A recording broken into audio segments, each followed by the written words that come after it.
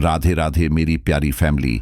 मैं mister x आज आपके लिए जिन्नतजादी की स्टोरी लेकर आ चुका हूं, जो आप पहले सुन चुके हैं। और अब तक ये स्टोरी आपने जितनी सुनी है उससे आगे का पार्ट हम जानने वाले हैं।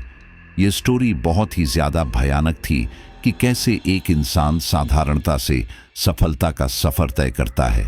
अच्छा, अगर अब तक आपने इस कहानी के पहले का पार्ट नहीं सुना है तो आप उसे ज़रूर सुने, वरना स्टोरी को समझने में थोड़ी सी दिक्कत हो सकती है। वैसे मैं इसके पहले की स्टोरी का लिंक डिस्क्रिप्शन में लगा दूंगा, लेकिन फिर भी मैं आपको एक बार स्टोरी को थोड़ा सा याद दिला देता हूं। अब तक आपने सुना कि सलीम पढ़ाई के साथ साथ इंटर्नशिप भी कर रहा था। इसी दौरान उसे अफसाना नाम की एक जिन्नी मिलती है। अफसाना सलीम की अच्छाई की वजह से उसके प्यार में पागल हो जाती है, जिस वजह से सलीम उसका फ़ायदा उठाता है और अपने जीवन में सब कुछ पा लेता है। जब उसके पास काफ़ी ज़्यादा पैसा हो जाता है तो उसे अफसाना एक बोझ की तरह लगने लगती है और इसलिए वह उसे धोखा देकर मुस्कान नाम की एक रईस लड़की से निकाह कर लेता है। अफसाना को जब इस बात का पता चलता है तो अफसाना सलीम के माता पिता को परेशान करने लगती है, लेकिन सलीम अफसाना की कमज़ोरी जानता था और वो अफसाना को एक शीशे में कैद कर लेता है, जिसकी वजह से अब अफसाना उसकी ज़िंदगी से काफ़ी दूर थी। लेकिन अफसाना अभी भी बदले की आग में जल रही थी और अब आगे की स्टोरी को जानते हैं। लेकिन जो भी साथी पहली बार आए हैं वह स्टोरी को ज़रूर सुनिएगा। ऐसा ना सोचो कि समझ में नहीं आएगी तो स्टोरी में कुछ मज़ा नहीं आएगा। अरे भाई, बहुत मज़ा आने वाला है, बस आप तो एंजॉय कीजिए और असली हॉरर का मज़ा लीजिए। चलिए शुरू करते हैं। सलीम अफसाना को शीशे में कैद करके इस बंद पड़े घर में छोड़कर चला गया था, लेकिन यहाँ किस्मत को कुछ और ही होना मंजूर था। वक्त बीतता गया और इन सब के 4-5 साल बाद उस घर के अंदर एक लड़की ने कदम रखा। वह लड़की काफ़ी ज़्यादा घबराई हुई थी और वह इस घर में जाकर छिप गई थी। तभी बाहर से एक आवाज़ आई। वह अचानक से कहाँ चली गई? यही तो आई थी, ढूंढते हैं उसे। यह सुनकर उनमें से एक की नज़र उस बंद पड़े घर पर पड़ी और वह बोला, कहीं वह इस घर के अंदर तो नहीं चली गई? यह सुनकर दूसरा एक लड़का बोला, अगर उसने ऐसा किया है तो तब तो बचने नहीं वाली, क्योंकि यह घर भूतिया माना जाता है कि इसके अंदर चुड़ैल है। एक काम करते हैं, आसपास देखते हैं, अगर वह यहाँ मिली तो ठीक है, नहीं तो अपने अपने घर निकल जाते हैं, क्योंकि उसके चक्कर में हम इस भूतिया घर के अंदर तो बिल्कुल नहीं जाने वाले।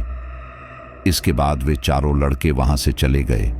वहीं वह लड़की भी उन सब की बातें सुन रही थी। उसे काफी ज्यादा डर लग रहा था।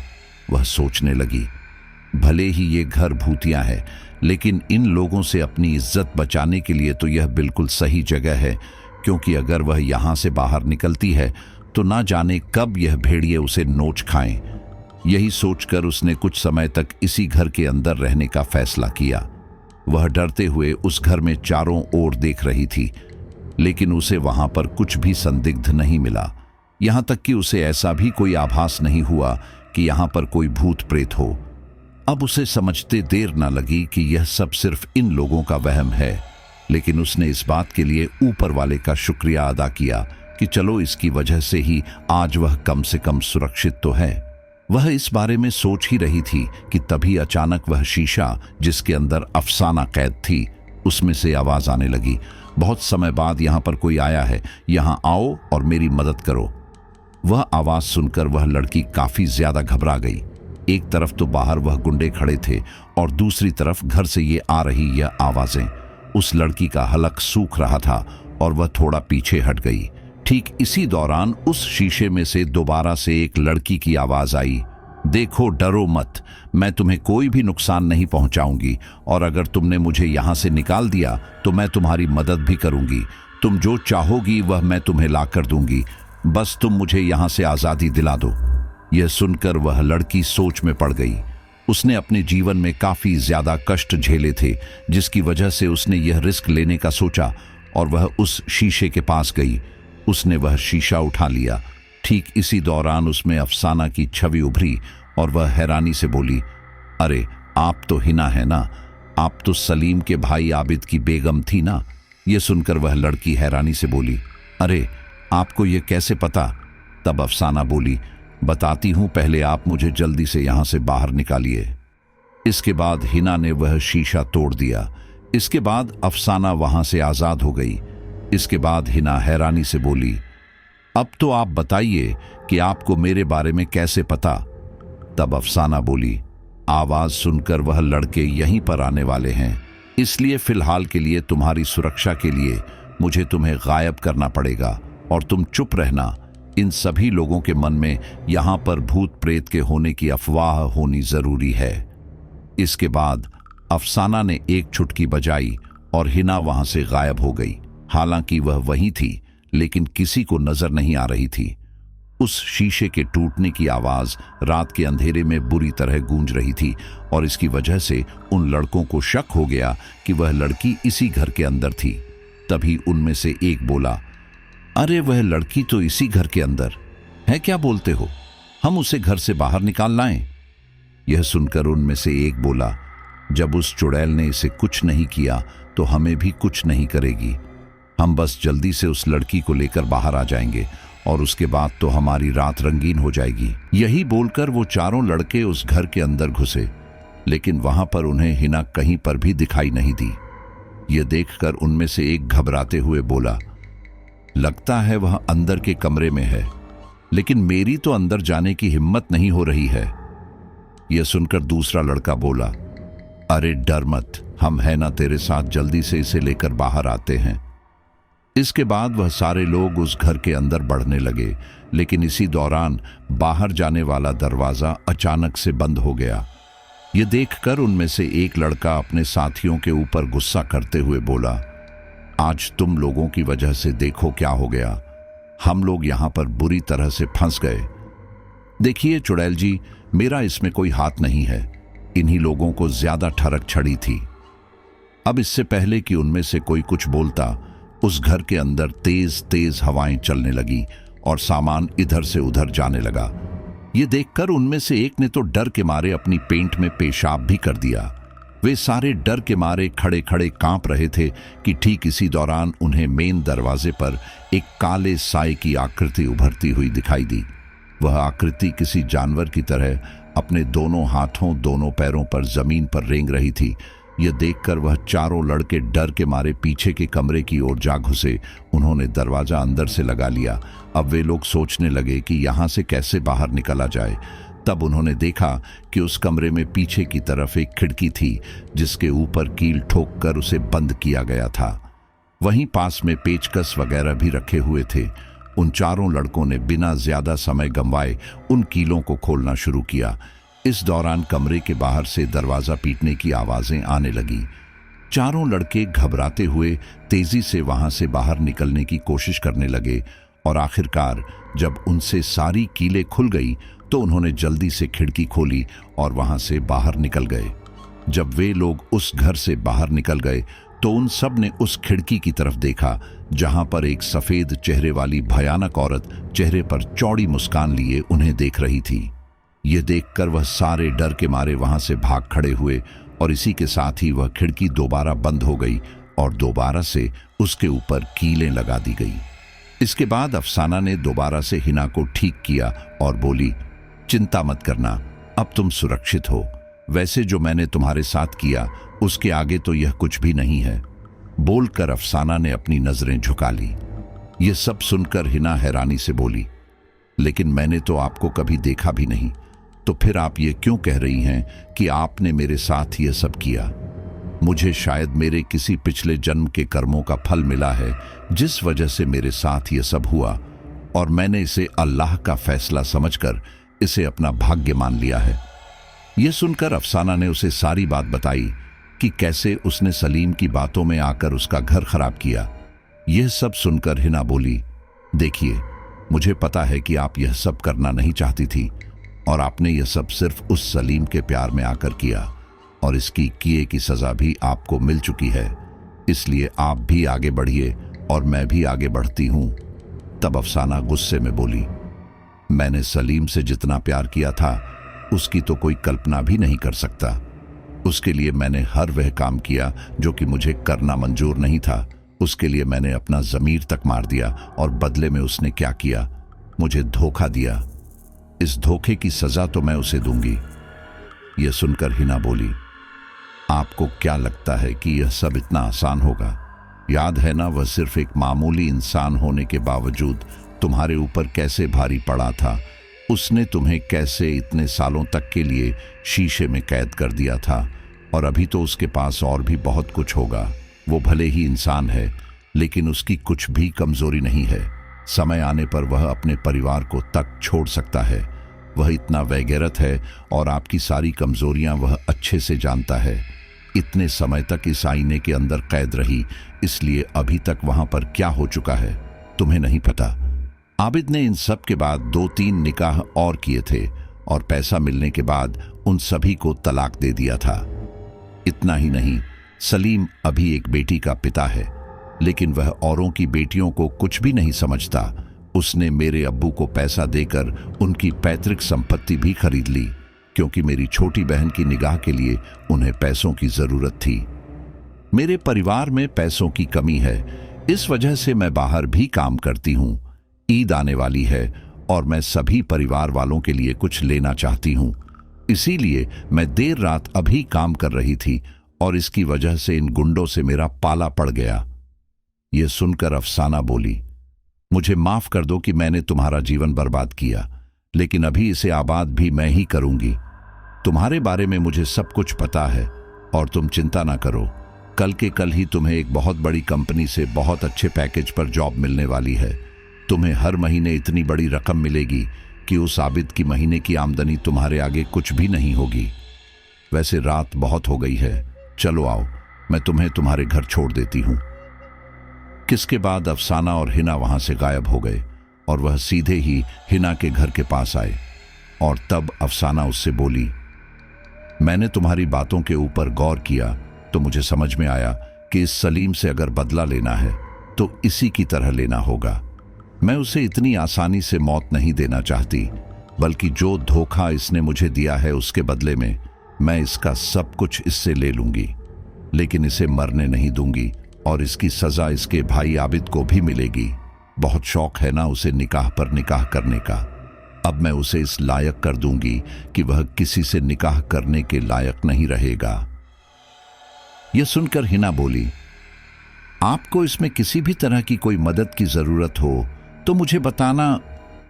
इसके बाद अफसाना ने हाँ में अपनी गर्दन हिला दी और हिना अपने घर के अंदर चली गई। अगले दिन सुबह हिना को दिल्ली की एक बहुत बड़ी कंपनी से फोन आया कि वह हिना को उनकी कंपनी में रखना चाहते हैं। वह जानी मानी कंपनी थी, जिसकी वजह से फ्रॉड का भी कोई चांस नहीं था। और अब हिना अपने अम्मी अब्बू से विदा लेकर दिल्ली की ओर निकल पड़ी। हिना यहाँ पर बहुत अच्छे से काम कर रही थी कि तभी एक दिन उसे सलीम और आबिद साथ में एक होटल में खाना खाते हुए दिखाई दिए। हिना अपने ऑफिस में काम करने वाले करण के साथ वहां पर खाना खाने आई थी और हिना को वहां देखकर आबिद को काफी ज्यादा गुस्सा आया और वह हिना से बोला, तुम्हें शर्म नहीं आती गैर मर्द के साथ खाना खाने आते हुए?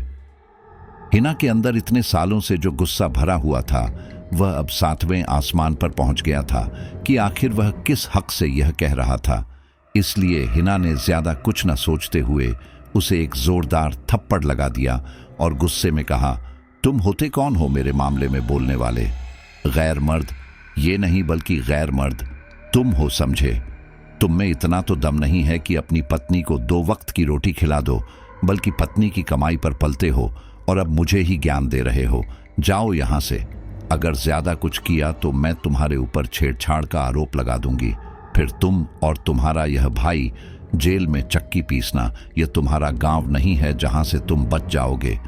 करण को इसके बारे में सब पता था, इसलिए उसने भी कहना शुरू किया, तुम भी कैसे लोगों के मुंह लग रही हो हिना, जिनके अंदर तमीज ही नहीं है। तभी तो इतने सारे लोगों के बीच में बिल्कुल बेवकूफों की तरह मुंह उठाए चले आए। सलीम और उसके भाई की यहां पर काफी ज्यादा बेइज्जती हो रही थी, इसलिए सलीम आबिद को वहां से ले गया। अपनी टेबल पर आकर आबिद गुस्से में बोला, देखो तो कैसे जुबान चलती है इसकी। अपने बाप के घर से एक गाड़ी तो लेकर नहीं आ पाई और अब देखो बड़ी बड़ी बातें, और तो और इतने बड़े होटल में खाना खाने आ गई। पैसे अब क्या इसका बाप भरेगा? यह सुनकर सलीम बोला, अरे बाप क्यों भरेगा भाई, देखा नहीं इस नए मुर्गे को फांस रखा है, वहीं इसके सारे शौक पूरे करता होगा। सलीम और आबिद हिना की इन हरकतों को देख रहे थे। उन्होंने देखा कि हिना ने खाना खाने के बाद पैसे दिए और उसके बाद करण के साथ वहां से चली गई। ये देखकर आबिद हैरानी से बोला, क्या मैं सपना देख रहा हूं या फिर सच में इसने पैसा दिया?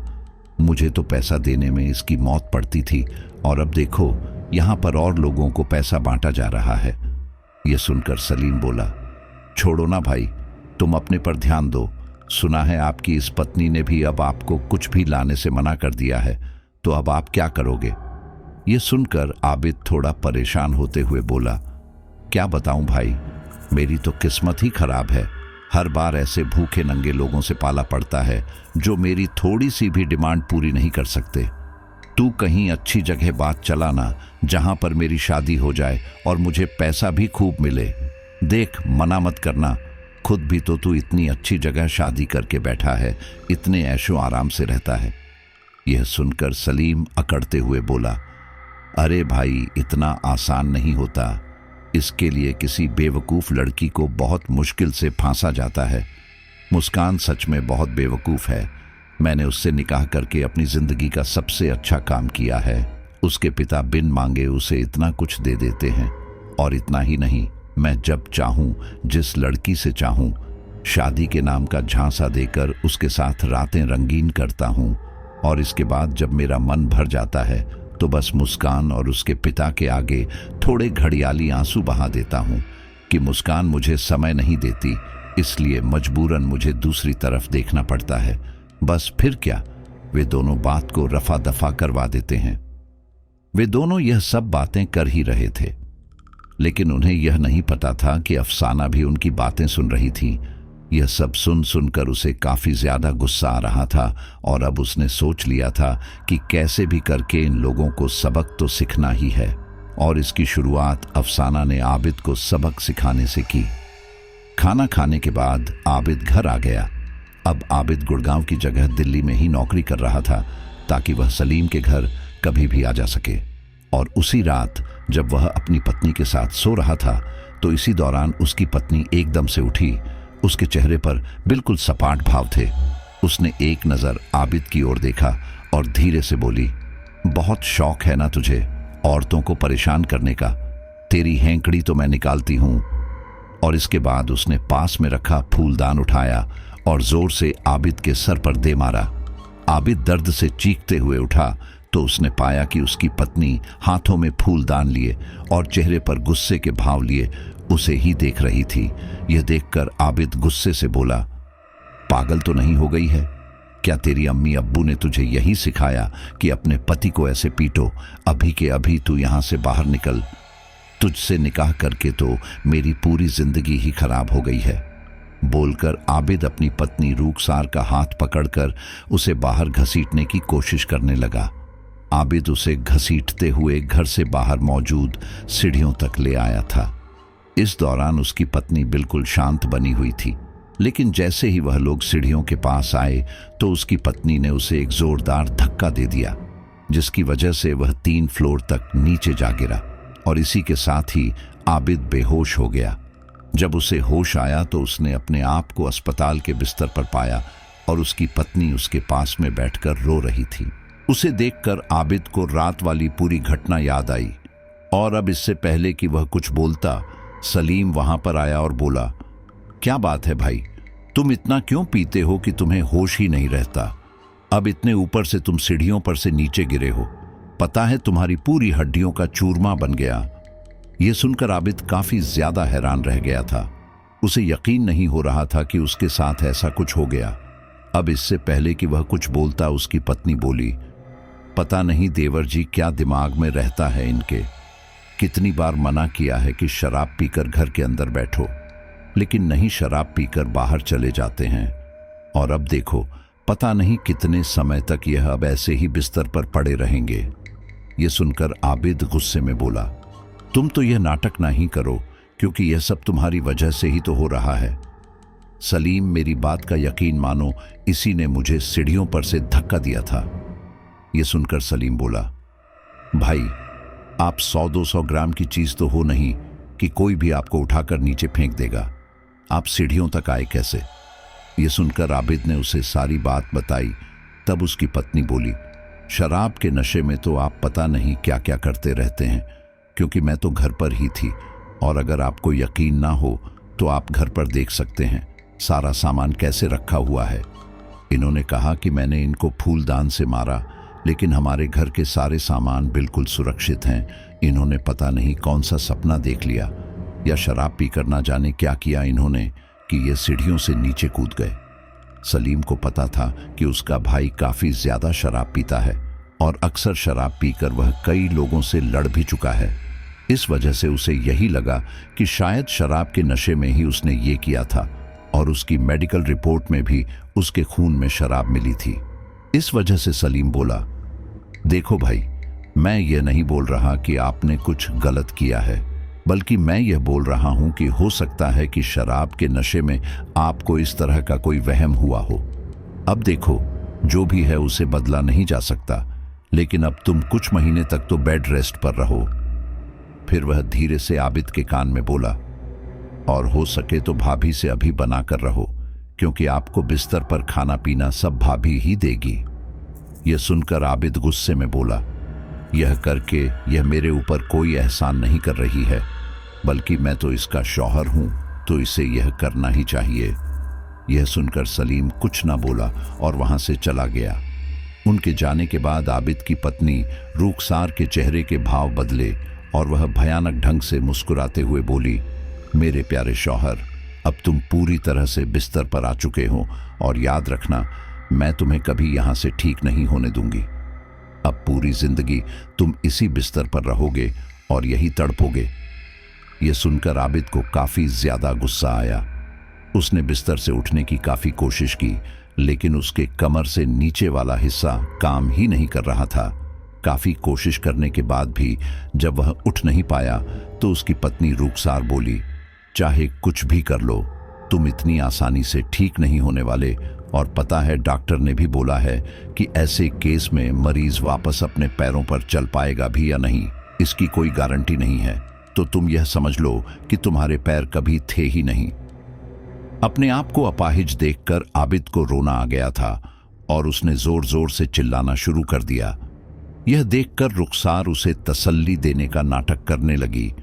इसी दौरान सलीम कमरे के अंदर आया और उसके चीखने चिल्लाने का कारण पूछा। तब आबिद ने रुखसार की कही हुई सारी बात उसे बताई। यह सुनकर सलीम बोला, भाई, लगता है तुम्हारी शराब अभी तक उतरी नहीं है, तभी तुम इस तरह से बातें कर रहे हो। यह सुनकर रुखसार ने भी रोते हुए बोलना शुरू किया, या अल्लाह, यह कैसा जुल्म है। एक तो मैं अपने शौहर को इस हाल में देख रही हूं, ऊपर से मेरे शौहर ही मेरे ऊपर इतना गंदा इल्जाम लगा रहे हैं। इससे तो अच्छा मुझे मौत आ जाए। ये लोग इस तरह से बातें कर ही रहे थे कि तभी वहां पर डॉक्टर आए और उन पर गुस्सा करते हुए बोला, आप लोगों ने अस्पताल को मच्छी मार्केट क्यों बनाया हुआ है? शांत रहिए सभी, और इतने लोग यहाँ पर नहीं रह सकते। सिर्फ एक ही इंसान यहाँ पर रहेगा, बाकी बाहर चलिए। सलीम को समझ आ चुका थी कि जब तक रुखसार यहाँ रहेगी तब तक आबिद शांत नहीं होगा, इसलिए उसने रुखसार से कहा कि वह बाहर बैठे। वह यहाँ पर आबिद के साथ बैठ जाएगा। आबिद अब क्योंकि बिस्तर पर था, इसलिए उसका पेशाब और टॉयलेट सब बिस्तर पर हो रहा था। उसे बेड पेन के जरिए बिस्तर पर बाथरूम कराया जा रहा था, जिस वजह से सलीम को काफी ज्यादा घिन रही थी। और एक बार उसे बाथरूम करवाने के बाद सलीम गुस्से में बोला, आप तो अपना आराम से बिस्तर पर लेटे हो और आपकी सेवा पानी हमें करनी पड़ रही है। पता है मुझे कितनी घिन आ रही है। देखिए भाई, आपकी पत्नी आपका सब कर रही है, तो चुपचाप आप उनसे अपनी सेवा करवाइए। ज्यादा यहाँ पर मेरा सर खाने की जरूरत नहीं है, और अब मैं अपने घर जा रहा हूँ, मेरा भी आखिर एक परिवार है। बोलकर सलीम वहां से चला गया, और अब रुखसार को उसकी सेवा पानी करनी ही पड़ेगी। रुखसार भयानक ढंग से मुस्कुराते हुए उस कमरे में आई और बोली, अब तुम कुछ भी नहीं कर सकते, अब इसे ही अपनी नियति मानकर पूरी जिंदगी ऐसे ही रहो। लगभग 5-10 दिन अस्पताल में रहने के बाद आबिद घर आ गया अस्पताल में तो रुखसार सभी लोगों के कारण आबिद का बहुत ख्याल रख रही थी, लेकिन अब घर आने के कारण आबिद की शामत आने वाली थी और यह बात वह बहुत अच्छे से जानता था। और इसलिए जिस दिन उसे घर लाया गया था, उसने सलीम से कहा, क्या तू कुछ दिनों के लिए मेरे घर पर नहीं रह सकता? यह सुनकर सलीम बोला, नहीं भाई, मेरी बच्ची का स्कूल है और इस वजह से उन्हें समस्या होगी। आपके पास भाभी है तो नाटक क्यों कर रहे हो? सलीम तो वहां पर से चला गया, लेकिन अब आबिद की खटिया खड़ी हो चुकी थी। रुखसार आबिद को कुछ अजीब सी दवाइयां देने लगी।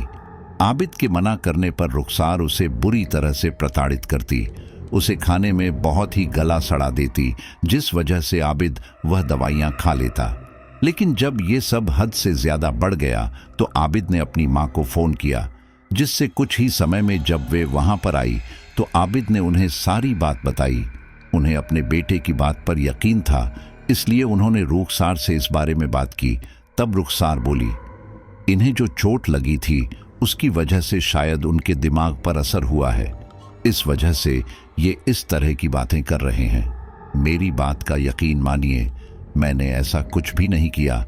लेकिन उन्होंने उसकी बात का बिल्कुल भी यकीन नहीं किया और उन्होंने आबिद की सारी दवाइयां और खाने पीने की जिम्मेदारी खुद ही उठा ली। अब रुखसार को सिर्फ उन्हें खाना बनाकर देना होता था। आबिद को खाना पीना और दवाइयां उसकी मां खुद दे रही थी। उसके बावजूद आबिद की हालत में कोई खास सुधार नहीं हुआ था, जिसकी वजह से एक दिन आबिद बोला, अम्मी, कल जब हम डॉक्टर के पास गए थे तब उन्होंने बोला कि शायद मैं फिर से कभी ठीक नहीं हो पाऊंगा और मुझे लगता है कि यह रुखसार मेरे खाने में ज़रूर कुछ मिला रही है। आप उससे खाना बनवाना बंद कर दीजिए। मैं उसे तलाक देकर उससे अपना पीछा छुड़वाना चाहता हूँ। इसके बाद मैं किसी और से दूसरा निकाह कर लूँगा। आप मेरे लिए कोई अच्छी रईस लड़की ढूंढिए जो मेरा ख्याल ढंग से रखे और मोटा दहेज भी लाए। यह सुनकर उसकी अम्मी बोली, अभी तुम जिस हालत में हो, तुम्हें लगता है कि कोई तुम्हें अपनी बेटी देगा? अगर रुखसार तुम्हारी सेवा नहीं कर रही तो क्या हुआ, वह इस घर के काम तो कर रही है। और अगर तुम उसे भी तलाक देकर इस घर से निकाल दोगे तो तुम्हारा घर कौन संभालेगा? तुम्हारी अभी जो हालात है ना, तुम उठकर बाथरूम तक नहीं जा सकते, इसीलिए तलाक का ख्याल अपने दिमाग से निकाल दो। इसके आगे आबिद भी कुछ ना बोला। लेकिन इन सब के अगले दिन जब रुखसार के पिता वहां आए तो आबिद ने उनसे रुखसार की भर भर कर बुराइयां की और कहा कि वह उसे मारती पीटती है, उसे परेशान करती है। यह सुनकर उसके पिता को काफी ज्यादा गुस्सा आया और वह बोले, एक तो पहले ही तुम्हारे 4 निगाह हो रखे थे, लेकिन हमने कुछ नहीं बोला। हमें लगा था कि लड़का पढ़ा लिखा है, अच्छा कमाता है, लेकिन नहीं, तुम तो मियाँ बड़े बेगैरत निकले। एक तो बिस्तर पर पड़े हो, हमारी बेटी पूरे दिन तुम्हारे लिए करती रहती है और ऊपर से हमें ही सुना रहे हो। ज्यादा कहा तो हम अपनी बेटी को ले जाएंगे। यह सुनकर आबिद ने भी कह दिया, तो यहां सुना किसे रहे हो? जाओ, लेकर जाना है तो अपनी बेटी को तो लेकर जाओ और जब उसे अक्ल आ जाए तो ही उसे यहां भेजना। इन सब से रुखसार के पिता को काफी ज्यादा गुस्सा आया और वह रुखसार को लेकर अपने साथ चले गए। और अभी वह पूरा घर आबिद की अम्मी के ऊपर था। आबिद का ख्याल रखना और पूरे घर का काम करना, यह सब उससे हो नहीं रहा था। इसलिए उसने आबिद से कहा कि वह घर के लिए कोई नौकरानी ढूंढ ले। लेकिन आबिद की नौकरी जा चुकी थी और जो पैसे उसके पास जमा थे उससे वह अपना इलाज करवा रहा था। इसलिए उसने अपनी अम्मी को साफ बोल दिया कि उसके पास पैसे नहीं है, अगर वह सलीम से थोड़ी मदद मांग सके तो अच्छा होगा। वहीं दूसरी तरफ सलीम के घर में तो कुछ और ही चल रहा था। सलीम की बेटी, जो अभी 3 साल की थी, एक दिन जब सलीम सो रहा था तो उसे अपनी छाती पर कुछ चुभन महसूस हुई। जब उसने आंख खोलकर देखा तो उसने पाया कि उसकी बेटी उसके सीने पर पेन को घुसेड़ रही थी। यह देखकर वह एकदम से उसके पास से हटा और बोला, ये क्या कर रही हो तुम? अब्बू को चोट पहुंचा रही हो, गलत बात। ये सुनकर उसकी बेटी भयानक ढंग से मुस्कुराते हुए बोली, आप भी तो यही करते हो पापा, लोगों को चोट पहुंचाते हो, उनका भरोसा तोड़ते हो और उन्हें शीशे में कैद करते हो। ये सुनकर सलीम को समझ नहीं आ रहा था कि आखिर उसकी बेटी क्या बोल रही है, लेकिन उसने इसी समय उसे एक जोरदार थप्पड़ मार दिया जिससे वह बच्ची रोने लगी। उसके रोने की आवाज सुनकर मुस्कान अंदर आई और सलीम पर बरसते हुए बोली, क्यों मार रहे हो तुम मेरी बच्ची को? यह सुनकर सलीम बोला, तुम्हारी बच्ची मेरे सीने में पेन घुसा रही थी और समझाने पर समझ नहीं रही थी, इसलिए उसे मारना पड़ा। और अब संभालो अपनी लाडली को, आइंदा ऐसा कुछ किया तो मुझसे बुरा कोई नहीं होगा। यह सुनकर मुस्कान गुस्से में बोली, अपना यह गुस्सा अपने भिखारी घर वालों के सामने दिखाना समझे, मेरे सामने नहीं। यह घर, यहाँ की एक एक चीज सब मेरी है, और तुम्हारी इतनी हिम्मत कि तुमने मेरी बेटी को इस तरह से पीटा। आज तो हो गया, लेकिन आज के बाद तुमने अगर ऐसा किया तो देख लेना। इसके आगे सलीम कुछ ना बोला, लेकिन जब उसकी नजर उसकी बेटी पर पड़ी तो उसने देखा कि उसके चेहरे पर एक अजीब तरह की मुस्कान थी। उसे इस तरह से देखकर सलीम को काफी ज्यादा अजीब लगा और वह बिना कुछ कहे वहां से चला गया। सलीम को अपनी बेटी जीनत की कही किसी बात का कोई मतलब समझ नहीं आ रहा था। वह गाड़ी चलाते हुए इसी बारे में सोच रहा था कि तभी अचानक उसके मन में 5 साल पहले हुई उस घटना की याद आई कि कैसे उसने अफसाना को शीशे के अंदर कैद किया था और आज उसकी बेटी ने भी शीशे का ही जिक्र किया था। अब सलीम को लगने लगा था कि हो ना हो अफसाना किसी वजह से शीशे से बाहर निकल चुकी है, लेकिन वह इसके लिए पूरी तरह से श्योर नहीं था। इसलिए उसने अपने गांव में से किसी को पैसों का लालच देकर उसे घर के अंदर भेजा, यह देखने के लिए कि उसके अंदर वह शीशा है कि नहीं। दोस्तों, मैं आपको एक बात बता दूं तो यहाँ पर हिना ने अफसाना के कहने पर उस घर के अंदर सेम वैसा ही एक शीशा लाकर रख दिया था, जिसे देखकर उस आदमी ने सलीम को फोन किया और कहा, भाईजान, यहाँ पर तो शीशा रखा हुआ है, अब क्या करना है? यह सुनकर सलीम को समझ नहीं आ रहा था कि आखिर यह क्या हो रहा है। अगर अफसाना जिस शीशे में कैद थी वह वहां पर सही सलामत है, तो फिर यहाँ पर कौन है जो उसकी बेटी के अंदर था? वह इसी बारे में सोचते हुए काम पर गया। मुस्कान के पिता की जो ज्वेलरी शॉप थी उनमें से एक उन्होंने सलीम को दे दी थी और सलीम अब वही संभालता था। वह आज दुकान पर आया ही था कि दोपहर के समय एक खूबसूरत सी लड़की दुकान पर आई। वह लड़की इतनी ज्यादा सुंदर थी कि सलीम तो उसे देखता ही रह गया था। उसे ऐसे देखकर वह लड़की मुस्कुराते हुए बोली, आप हमें ऐसे क्यों देख रहे हैं? क्या हमारे मुंह पर कुछ लगा हुआ है? यह सुनकर सलीम मुस्कुराते हुए बोला, आप हैं ही इतनी खूबसूरत कि आपके ऊपर ध्यान चला ही गया। अच्छा बताइए, आपको क्या चाहिए? तब उस लड़की ने सोने का कड़ा दिखाने के लिए कहा। वैसे तो सलीम के यहाँ काम करने के लिए काफी लोग थे, लेकिन सलीम उस लड़की से बात करने के लिए खुद ही उसे सामान दिखा रहा था। और इतना ही नहीं, वह उसे कड़ा पहनने के बहाने बार बार उसका हाथ पकड़ रहा था। ये सब देखकर वह लड़की थोड़ा शर्माने लगी और फिर थोड़ी देर बाद सलीम को पता चल गया कि यह लड़की भी शायद उसे पसंद करने लगी है।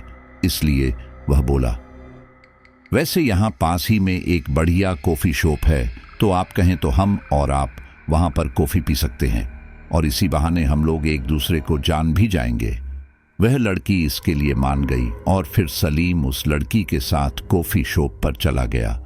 दुकान पर काम करने वाले लोगों ने यह सब अपनी आंखों से देखा और उन्होंने सीधे मुस्कान को फोन करके यह सब बता दिया। इन सब से मुस्कान को काफी ज्यादा गुस्सा आया और अब वह सलीम के घर आने का इंतजार करने की बजाय दुकान पर जाने के लिए निकल पड़ी, क्योंकि सलीम हर बार अलग अलग लड़कियों से नाजायज संबंध रखता और फिर खुद ऐसे दिखाता जैसे उसने ये सब मजबूरी में किया था, और अब मुस्कान उसे ये मौका नहीं देना चाहती थी। सलीम उस लड़की के साथ कॉफी शॉप पर गया और दोनों कॉफी पीने लगे। बातों ही बातों में सलीम ने उससे उसका नाम पूछा तो उसने अपना नाम हया बताया, और जब उस लड़की ने सलीम के बारे में पूछा तो सलीम बोला, मेरा नाम सलीम है और यह दुकान मेरी ही है। कहने के लिए तो मेरी एक पत्नी है, लेकिन हमारी शादी को काफी समय हो चुका है और अब तक मुझे एक बेटा नहीं हुआ। इस वजह से मैं दूसरा निकाह करने की सोच रहा हूँ। मेरे पास काफी पैसा है, इस वजह से मुझे इसमें कोई दिक्कत तो नहीं होगी। वैसे आप मुझे काफी पसंद है, क्या आप मुझसे निकाह करना चाहेंगी? ये सुनकर हया मुस्कुराते हुए बोली, अभी तो हम मिले हैं और इतनी जल्दी निकाह की बात। अभी तो हम एक दूसरे को जानते समझते भी नहीं है। और अगर आपकी कही हुई बात गलत निकली तो देखिए, हमें आप पसंद है, लेकिन हम जल्दबाजी में किसी भी तरह का कोई फैसला नहीं लेना चाहते। यह सुनकर सलीम बोला, ठीक है, जैसी आपकी मर्जी, लेकिन हम अच्छे दोस्त बन ही सकते हैं। और जब आपको लगे कि आप हमसे निकाह करने के लिए पूरी तरह से तैयार है तो हम इस बारे में सोच सकते हैं। इसके लिए हया मान गई और हया ने उसे अपना मोबाइल नंबर दिया और वहां से चली गई। सलीम भी अब वापस अपनी दुकान पर आ गया था और ठीक इसी दौरान मुस्कान गुस्से में पैर पटकते हुए वहां आई और बोली, अभी मैं जिंदा हूं और मेरे रहते तुम किसी और लड़की पर डोरे डाल रहे थे। यह सुनकर सलीम गुस्से में बोला, तुम अल्लाह के लिए मेरे ऊपर शक करना बंद करो। जब देखो तब तुम मेरे ऊपर शक करती रहती है। मैं तुम्हारे अलावा किसी और लड़की के ऊपर आंख उठाकर भी नहीं देखता। यह सुनकर मुस्कान गुस्से में बोली, मुझे बहुत अच्छे से पता है कि तुम किस तरह के इंसान हो। समझे, आज यहां पर जो लड़की आई थी उसके साथ तुम कॉफी शॉप पर क्या करने गए थे? यह सुनकर सलीम ने गुस्से में अपने यहां काम करने वाले लोगों की ओर देखा और फिर बात को संभालते हुए कहा, वह मेरे कॉलेज की दोस्त थी और इतने दिनों बाद मिलने के बाद हम दोनों ने साथ में कॉफी पी ली, तो इसमें क्या हो गया? वे दोनों बातें कर ही रहे थे कि तभी सलीम को उसकी मम्मी का फोन आया। मुस्कान ने जब यह देखा तो गुस्से में बोली, फोन स्पीकर पर करो, जरा मैं भी तो सुनूं कि क्या बातें कर रहे हो। यह सुनकर सलीम को गुस्सा तो काफी आया, लेकिन वह कर भी क्या सकता था, क्योंकि यह सब मुस्कान के पिता की बदौलत ही उसके पास था। उसे पता था कि उसकी मां उसका हालचाल ही लेगी, इसलिए उसने भी स्पीकर पर फोन लगा दिया। फिर दूसरी तरफ से उसकी अम्मी ने कहा, सलीम बेटा, हमें यहां पर काफी ज्यादा दिक्कत हो रही है। एक तो आबिद की नौकरी चली गई, ऊपर से यह पूरी तरह से बिस्तर पर आ गया है। घर में काम करने के लिए नौकर रखने के लिए भी पैसे नहीं है, इसलिए तू हमें थोड़े पैसे भेज दे ताकि हम घर में काम करने वाले किसी को रख सके। मुझसे अब और काम नहीं होता। यह सुनकर मुस्कान का गुस्सा 7वें आसमान पर पहुंच गया और वह गुस्से में सलीम के हाथ से फोन छीनते हुए बोली, काम नहीं होता आपसे। हाँ, तुम्हारे घर में पहले कौन से नौकर चाकर थे? एक कमरे के अंदर तुम 8-8 लोग घुसे रहते थे और अब देखो अपर घर के काम नहीं होते। आप लोग जियो चाहे मरो, मुझे उससे कोई फर्क नहीं पड़ता। मेरे पिता की दौलत यूं खैरात में बांटने के लिए नहीं है।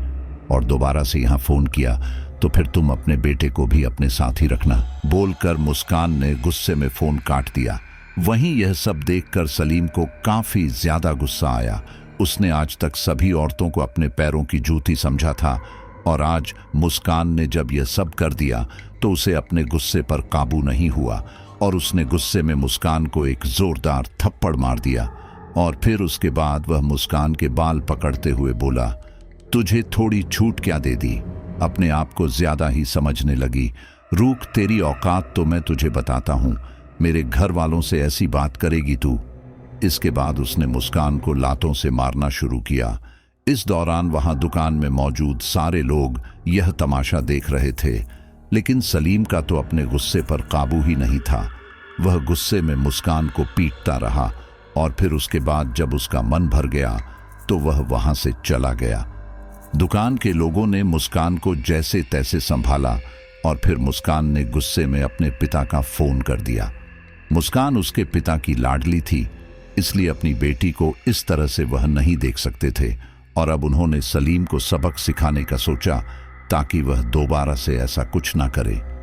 वहीं दूसरी तरफ सलीम यहां से अपने भाई आबिद के फ्लैट में गया और वहां जाकर उन लोगों से इस बारे में माफी मांगी। तब आबिद बोला, तुमने अपनी पत्नी को इतनी छूट दे रखी है, आज उसी की वजह से उसने अम्मी से देखो कैसे बात की। अगर आज तेरी जगह मैं होता तो मार मार के उसे लाल कर देता। ये सुनकर उसकी अम्मी बोली, इस गलत फहमी में मत रहना सलीम की, तुम मुस्कान के साथ ऐसा कुछ कर सकते हो। 100 याद रखना, तुम्हारे पास जो कुछ भी है वह मुस्कान की वजह से है और अगर तुमने उसके साथ ऐसा कुछ करने का सोचा भी तो उसके अब्बू तुम्हारे साथ क्या करेंगे? वह मुझे तुम्हें बताने की जरूरत नहीं है। और रही बात मुस्कान की, तो वह सही कह रही है कि पहले तो हम कहां पर एक कमरे के घर पर रहा करते थे, और अब तुम्हें ऐशो आराम चाहिए। देखो, अभी तुम्हारी शादी हो चुकी है और अब तुम्हारी सारी जिम्मेदारी तुम्हारी पत्नी की बनती है। इस उम्र में मुझसे इतना काम नहीं होता, इसलिए या तो तुम अपनी पत्नी को बुला लो या तो तुम अपना देख लो कि क्या करना है। सारी बातें भूलकर अपना घर बसा लो, क्योंकि मैं ज्यादा दिन तक यहां नहीं रहने वाली। इसके बाद मजबूरन आबिद ने रुखसार के घर पर फोन किया और माफी मांगते हुए रुखसार को वापस छोड़ने के लिए कहा। वहीं इन सब के बाद जब सलीम घर जाने लगा था तो उसे रास्ते में हया का फोन आया और वह बोली, हमें एक दूसरे को समझना चाहिए, तो क्यों ना आज रात हम डिनर एक साथ करें और आज की रात हम साथ में बिताएं।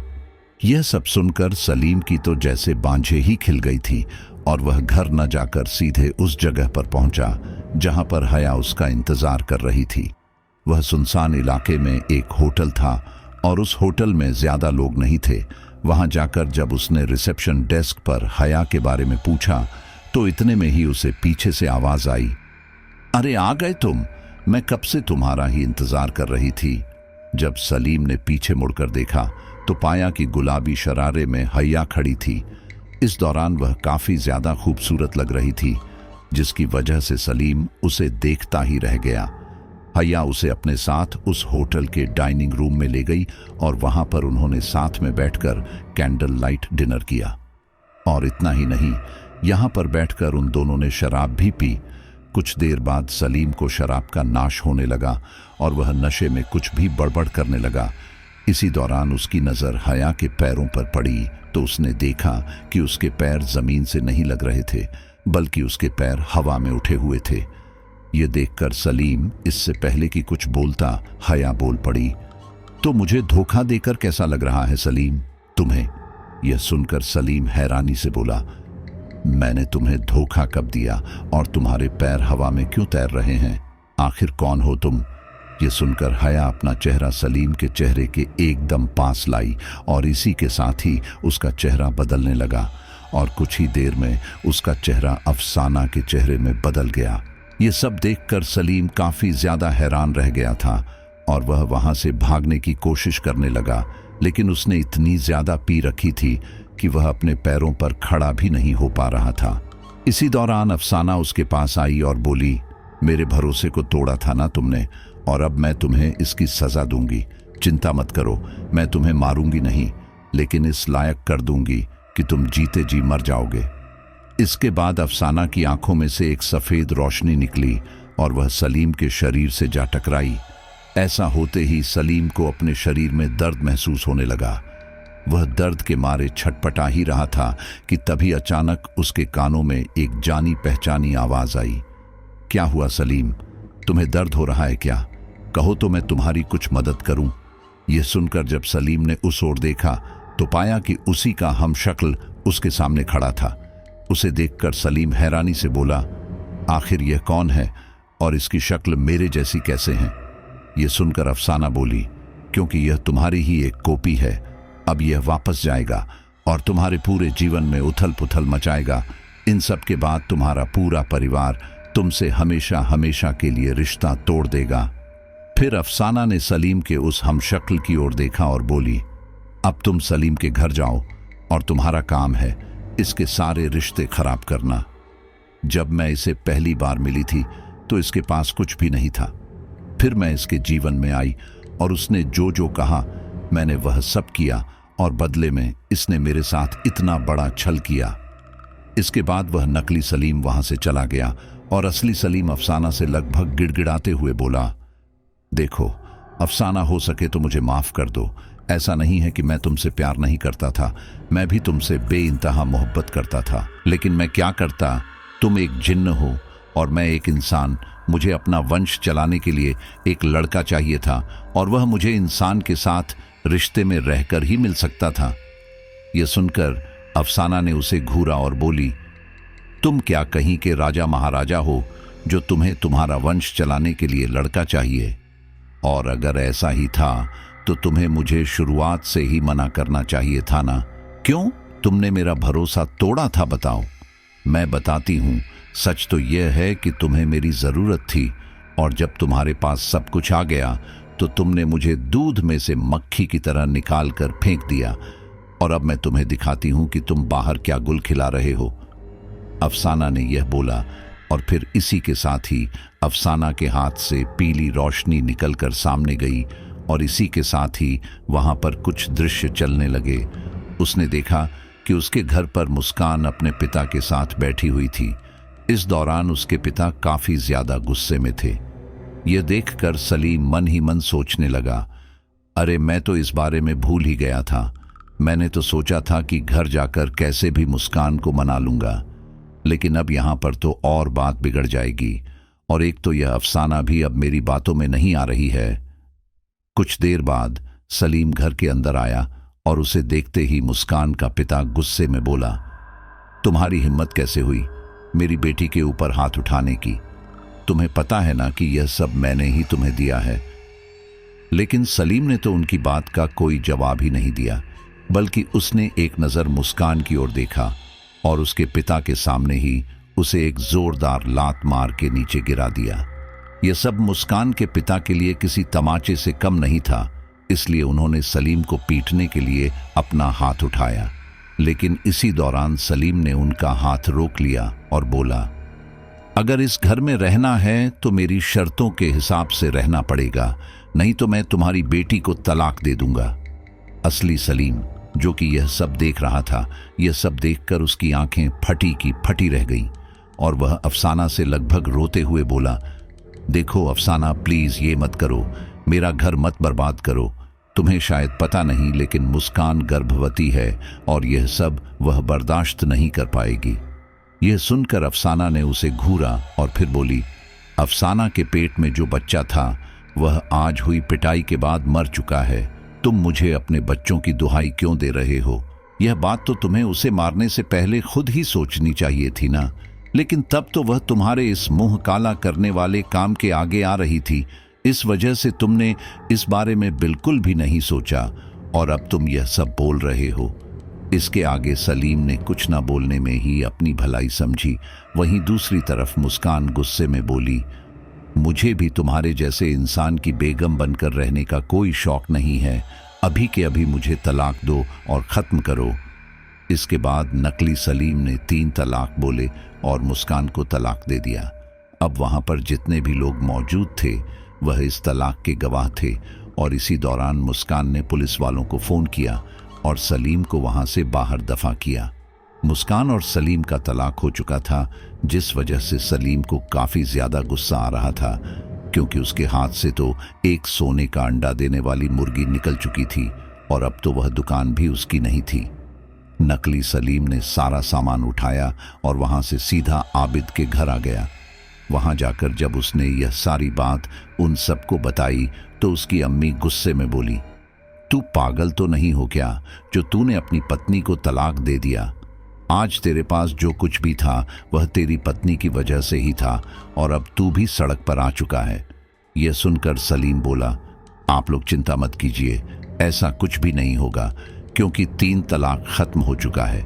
इतनी आसानी से मैं उसे तलाक नहीं दे सकता। कुछ दिन मेरे बिना रहेगी तो अपने आप ही अकल ठिकाने आ जाएगी। उसकी अम्मी ने उसे काफी समझाना चाहा, लेकिन वह तो समझना ही नहीं चाह रहा था। वही इन सब के अगले दिन रुखसार भी अपने पिता के साथ वहां आ गई। वहां आते ही रुखसार के पिता बोले, कोई तो था जो बड़ा बोल रहा था कि हमें आपकी बेटी नहीं चाहिए, और अब क्या हो गया? यह सुनकर आबिद को गुस्सा तो काफी ज्यादा आ रहा था, लेकिन वह कुछ बोला नहीं, क्योंकि इस समय उसे रुखसार की काफी ज्यादा जरूरत थी। इस घर में रहने के दौरान सलीम अब काफी ज्यादा खर्च कर रहा था, जो कि आबिद के पैसे थे। यह सब देखकर आबिद ने उसे रोका भी, क्योंकि यह उसकी मेहनत की कमाई जो थी, लेकिन सलीम नहीं माना। वहीं दूसरी तरफ आज आबिद को दोबारा डॉक्टर के पास ले जाना था, और जब उसकी रिपोर्ट देखी गई तो डॉक्टर ने कहा, कमाल है, जो दवाइयां मैं लिख रहा हूं उसकी वजह से तो इसकी हड्डियां मजबूत होनी चाहिए, लेकिन इसकी हड्डियां तो काफी ज्यादा कमजोर हो चुकी हैं। क्या आप दवाइयां समय पर नहीं ले रहे? यह सुनकर आबिद बोला, मैं तो दवाइयाँ और खाना पीना सब समय पर ले रहा हूँ, बल्कि मेरी अम्मी ही मुझे दवाइयाँ दे रही हैं, तो फिर मैं कैसे ठीक नहीं हो रहा। यह सुनकर जब डॉक्टर ने उससे वह दवाइयाँ मांगी जो कि उसे दी जा रही थी, तो उन दवाइयाँ को देखकर डॉक्टर हैरान रह गया और वह बोला, आप यह दवाइयाँ खा रहे हैं? अरे यह दवाइयाँ तो कुत्तों को दी जाती है और आप यह दवाइयाँ लगभग 2 महीने से खा रहे हैं। यह सुनकर आबिद हैरान रह गया और वह बोला, क्या यह कुत्तों को खिलाने वाली दवाई है? वैसे अगर कोई इस दवाई को लंबे समय तक खाए तो उसका किसी इंसान के ऊपर क्या असर पड़ेगा? यह सुनकर वह डॉक्टर कुछ सोचते हुए बोला, कह नहीं सकते, लेकिन यह हड्डियों को गला सकता है, क्योंकि इंसान का शरीर कुत्तों के शरीर से काफी अलग रहता है और शायद यही वजह है कि आप अभी तक ठीक नहीं हुए। यह सुनकर आबिद काफी ज्यादा परेशान हो गया। वह इन सब का दोष रुखसार के ऊपर भी नहीं डाल सकता था, क्योंकि रुखसार तो 2 महीने से घर पर ही नहीं थी। 2 महीने से उसका घर उसकी माँ ही संभाल रही थी और माँ ही उसे दवाइयाँ दे रही थी। उसने अपनी माँ से जब इस बारे में पूछा तो उसकी माँ बोली, बेटा मैं पढ़ी लिखी तो हूँ नहीं, मुझे तो जो दवाइयाँ पहले रखी हुई मिली थी वही दवाइयाँ दे रही थी। रुखसार भी तो तुझे ऐसे ही दवाइयाँ देती थी। यह सुनकर रुखसार बोली, आप झूठ क्यों बोल रही हो? यह दवाइयाँ तो मैंने इन्हें कभी दी ही नहीं। पता नहीं आप यह दवाई किसके कहने पर ले आई, लेकिन अब यह बात पता चल ही चुकी है, तो हम आगे से इस बात का ख्याल रखेंगे कि इनको सही दवाइयाँ मिले। सब लोग इसके लिए मान गए और अब तो आबिद की हालत ही खराब हो गई थी। उसे अब किसी पर भी भरोसा नहीं रह गया था। जब उसकी सगी माँ ही उसे इस तरह की दवाइयाँ दे सकती थी, तो फिर कोई और तो पता नहीं उसके साथ क्या करे। आबिद अब सबके खाना खाने के बाद ही खाना मांगता और खाना परोसने के लिए भी अपने सामने से ही बोलता। इसी के साथ ही जो भी दवाइयाँ उसे दी जा रही थी, उसे वह पहले इंटरनेट पर चेक करता कि वह सही है भी या नहीं, और उसके बाद ही खाता। लेकिन इन सब का भी कोई फायदा नहीं हुआ। धीरे धीरे करके आबिद के शरीर का निचला हिस्सा पूरी तरह से खराब हो गया और अब कुछ भी नहीं किया जा सकता था। आबिद का जब यह हाल हो गया, तब रुखसार के पिता वहां आए और बोले, हमने तो अपनी बेटी की शादी इससे इसलिए की थी ताकि इसे भविष्य में किसी भी चीज की कमी ना हो, लेकिन अब तो इसके भीख मांगने की नौबत आ जाएगी। मैं अपनी बेटी को ऐसे नहीं देख सकता, इसीलिए अपनी बेटी का तलाक चाहता हूँ। आबिद को अब पता चल रहा था कि जिस पैसे के लिए वह पूरी जिंदगी भागता रहा, आज उसी पैसे की वजह से ही उसकी पत्नी भी उसे छोड़कर जा रही है। सबकी मंजूरी के साथ रुखसार और आबिद का तलाक हो गया और जब रुखसार वहां से जाने लगी, तब उसने आबिद के कान में धीरे से कहा, तुम पिछले कई महीनों से मुझे छोड़ने की धमकी दे रहे थे ना? अब तो तुमने अपनी धमकी पूरी कर दी, तो फिर इतने परेशान क्यों हो? याद है तुमने हिना के साथ भी यही किया था। आज हिना तो अपने जीवन में बिल्कुल ऊंचाई पर पहुंच चुकी है, लेकिन अब तो तुम डेली के कामों के लिए भी अपने माँ बाप के ऊपर निर्भर हो चुके हो। वैसे मैं तुम्हें एक बात बताना चाहती हूं, तुम्हारे साथ यह सब नहीं होता अगर तुम्हारे भाई ने किसी के साथ इतना बड़ा धोखा न किया होता। शुरुआत में तुम्हारी दवाइयां मैंने ही बदली थी और बाद में भी मैंने ही बदली। मैंने सही दवाइयों के पैकेट के अंदर ही वह दवाइयां डाल दी थी। वैसे तो मैं चाहती तो तुम्हें अपनी जादुई शक्तियों से इस लायक कर देती, लेकिन एक बार मेरा जादू खत्म होता तो तुम दोबारा से स्वस्थ हो जाते। इसलिए मैंने इन सब का सहारा लिया।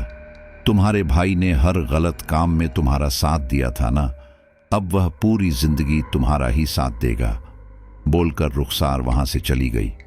वही इतना सारा रायता फैलाने के बाद अफसाना ने भी असली सलीम को छोड़ दिया था और वह वहां से निकलकर सीधा मुस्कान के घर आया और बोला, मुस्कान, मेरी बात का यकीन करो, अगर ऐसा है तो बेटा तुम्हें इसे एक मौका देना चाहिए, क्योंकि अगर वह असली सलीम नहीं था तो तुम दोनों का तलाक भी नहीं हुआ होगा।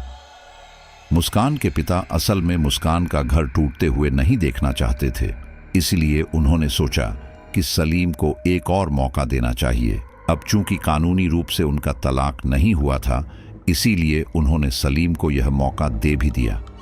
लेकिन मुस्कान अब सलीम के साथ नहीं रहना चाहती थी।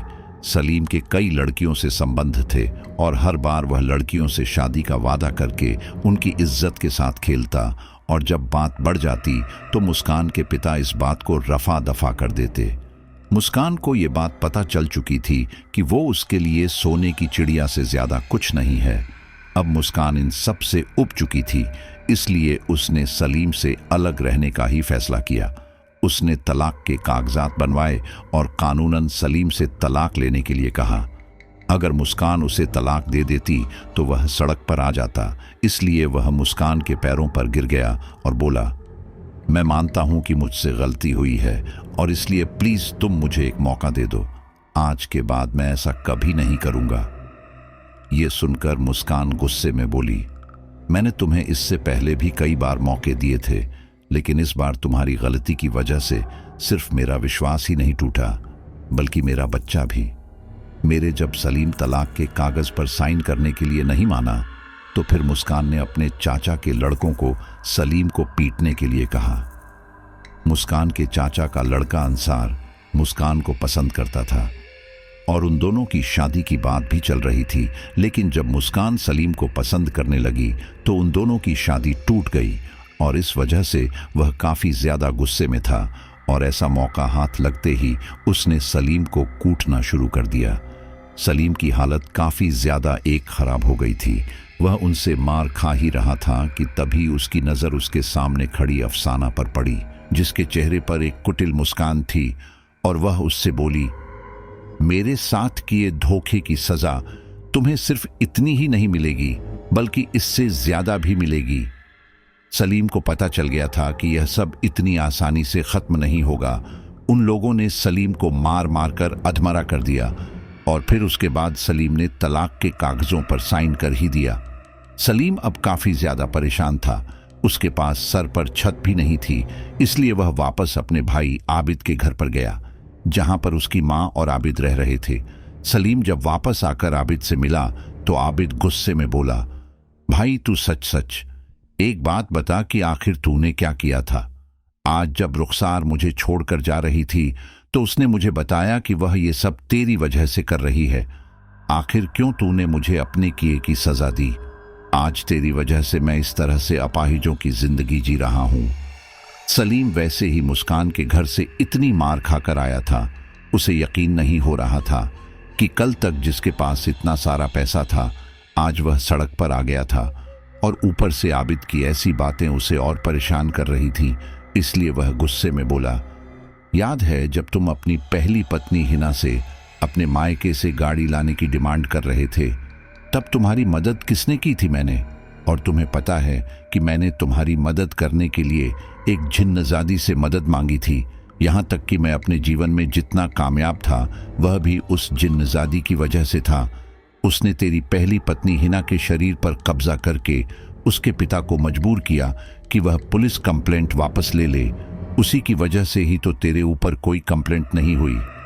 लेकिन जब मेरी लालसा पूरी हो गई तो मैंने उस जिन्नजादी को शीशे में कैद करके अपने से काफी दूर छोड़ दिया था, लेकिन न जाने किसने उसे आजाद कर दिया, जिसकी वजह से आज यह सब हो रहा है। यह सुनकर उसकी अम्मी ने उसे एक जोरदार थप्पड़ मारा और बोली, तुझे शर्म नहीं आई इतना नीच काम करते हुए? आज तेरी वजह से तेरा भाई इस हालत में है। यह सुनकर सलीम गुस्से में बोला, जब यह अपनी पत्नी को तलाक देकर दूसरी शादियां कर रहा था तब तो आपने इसे नहीं रोका और अब आप मुझे ज्ञान दे रही हो। देखो जो हो गया सो हो गया, उसे बदला नहीं जा सकता, लेकिन अब आगे क्या करना है वह देखते हैं। यह सुनकर आबिद बोला, पढ़ा लिखा तो मैं हूं ही और इसी के साथ ही मैं घर पर भी काम कर सकता हूं, इसलिए मैं अपने लिए वर्क फ्रॉम होम देख लूंगा और तुम भी कोई काम देख लो। यह सुनकर सलीम बोला, हाँ, लेकिन उससे पहले मैं मेरे अकाउंट में जितना भी पैसा है वह निकलवा लेता हूं। पता चले वह मुस्कान वह सारे पैसे भी मुझसे छीन ले। वह खुद तो शादी करके खुश रहेगी और मैं यहां पर बर्बाद हो जाऊंगा। इन सब के बाद सलीम ने अपने अकाउंट से पैसे निकालने की कोशिश की, लेकिन उसका अकाउंट मुस्कान के साथ ज्वाइंट था, जिस वजह से उसे मुस्कान से उस पैसे को पाने के लिए बोलना पड़ा। लेकिन मुस्कान ने साफ मना कर दिया कि यह सारे पैसे मेरे पिता के हैं, जिस पर तुम्हारा कोई अधिकार नहीं है। तुम्हारा अधिकार सिर्फ तुम्हारी बेटी पर है, तो अगर तुम चाहो तो अपनी बेटी को ले जा सकते हो। सलीम को अपनी बेटी से कोई खास लगाव नहीं था, इसलिए वह उसे लेकर नहीं गया। और सबसे बड़ी बात यह भी कि अगर वह अपनी बेटी पालता तो उसका खर्चा कैसे उठाता। इन सब के बाद मुस्कान की शादी हो गई। वही सलीम जब भी किसी जगह पर नौकरी करने जाता तो अफसाना उसे परेशान कर करके उसकी वह नौकरी छुड़वा देती, जिस वजह से उसे अब मजबूरन कोई छोटा मोटा काम करना पड़ रहा था। दूसरी तरफ आबिद भी वर्क फ्रॉम होम कर रहा था। उसे अब सलीम से ज्यादा अच्छे पैसे तो मिल रहे थे और वह दोबारा से किसी से निकाह करने की तैयारी में भी था, लेकिन ऐसे अपाहिज इंसान को कोई भी अपनी बेटी देना नहीं चाहता था, जिस वजह से आबिद की दूसरी शादी नहीं हुई। वहीं दूसरी तरफ सलीम ने भी दोबारा से शादी करने की कोशिश की, लेकिन अफसाना ने उसकी शादी भी नहीं होने दी। अफसाना से बचने के लिए सलीम ने ताबीज भी बनवा लिया, लेकिन अफसाना उसके आसपास के लोगों पर कब्जा करके उसे परेशान करती थी।